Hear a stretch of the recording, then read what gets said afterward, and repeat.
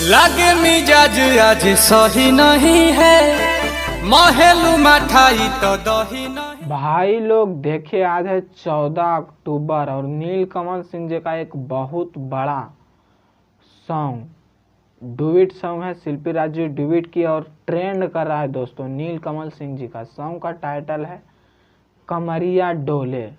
26 number में ये गाना ट्रेंड कर रहा है दोस्तों फॉर म्यूजिक सेक्शन में, और मात्र 5 दिन में 1.9 मिलियन व्यूज क्रॉस कर चुका है दोस्तों, और 40,000 से ज़्यादा लाइक मिल चुका है दोस्तों। आप लोग को वेव म्यूजिक में आप लोग को सुनने को मिलेगा कमरिया डोले।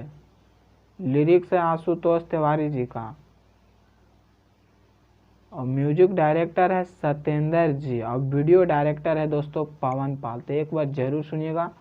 डुएट सॉन्ग है, शिल्पी राज जी डुएट की है। और अपडेट अच्छा लगा होगा तो चैनल को सब्सक्राइब कर लेना और ज़्यादा से ज़्यादा शेयर करना। तो दोस्तों फिर मिलेंगे अगले वीडियो में। जय हिंद।